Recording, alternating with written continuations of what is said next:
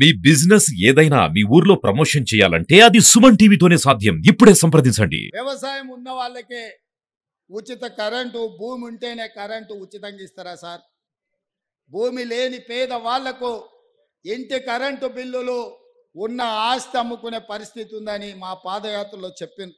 అది బట్టి గారు ఆదిలాబాద్ నుంచి ఖమ్మం వరకు చేసిన పాదయాత్ర కావచ్చు, నేను కూడా పాదయాత్రలో ఖమ్మం జిల్లాలో తిరిగినప్పుడు కావచ్చు, పేదలందరూ మా దృష్టికి తీసుకొచ్చారు. అవును, నిజమే కదా, పేదవాళ్ళు చెప్తున్నది భూమి లేని పేదలను కూడా ఆదుకోవాల్సిన బాధ్యత మా ప్రభుత్వం మీద ఉన్నది కదా. అందుకే ఇందిరమ్మ రాజ్యంలో ప్రతి పేదవాడికి మేలు జరగాలి అంటే ప్రతి తెల్ల రేషన్ కార్డు ఉన్న పేదవాడి ఇంటికి 200 యూనిట్లు ఉచిత కరెంటు ఇవ్వాలని, 0 బిల్లులు మీ ఇంటికి పంపాలని, మీ కళ్ళల్లో వెలుగులు, మీ గుండెల్లో ఆనందం చూడాలని విద్యుత్ శాఖ మంత్రిగా బట్టి విక్రమార్క గారు 0 బిల్లులు ఇచ్చి ఇవాళ పేదల ఇండ్లకు ఉచిత కరెంటు పథకాన్ని అమలు చేసిన మిత్రులారా.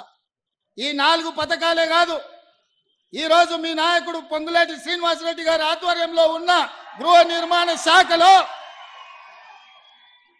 పేదవాళ్ళను ఆదుకోవడానికి ఆనాడు కేసీఆర్ అన్నాడు, ఇందిరమ్మ ఇండ్లు వద్దు, అవి డబ్బా ఇండ్లు, డబుల్ బెడ్రూమ్ ఇల్లే ముద్దు, ప్రతి పేదవాడికి డబుల్ బెడ్రూమ్ ఇల్లు ఇస్తాం, కొడుకు కోడలు ఉంటే ఆడ ఉంటారు, పండుగ పూట బిడ్డ అల్లుడు వస్తే యాడ ఉంటారు, గొర్రె పిల్లను మేక పిల్లను ఉంటే యాడ కట్టేస్తారని యాస భాషలతో ప్రజలకు మాట ఇచ్చిండు. మరి 10 ఏళ్ళల్లో ఈడున్న అందరినీ గ్రామాలలో ఆడుతున్నా, మీకు ఎవరికైనా డబుల్ బెడ్రూమ్ ఇల్లు ఇచ్చిండా?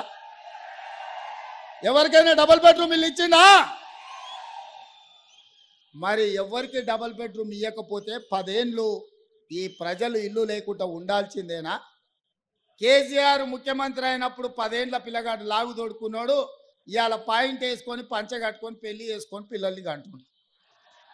మళ్ళీ వాళ్ళకి ఇల్లు అక్కర్లేదా? అందుకే ఇవాళ ఇల్లు లేని పేదవాడికి, పెళ్ళైన ప్రతి పిల్లవాడికి ఇందిరమ్మ ఇల్లు ఇవ్వాలని 4.5 లక్షల ఇండ్లు 22,500 కోట్లతోటి ఇవాళ భద్రాచలంలో మీ పేదోళ్ళని ఆదుకోవడానికి, మీ పేదల ఆత్మగౌరవంతో బ్రతకడానికి మీ ఇల్లు మీకుండాలి.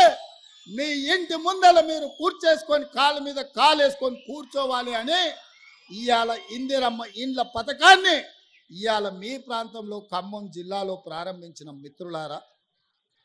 ఇవాళ మేం మంచి చేస్తుంటే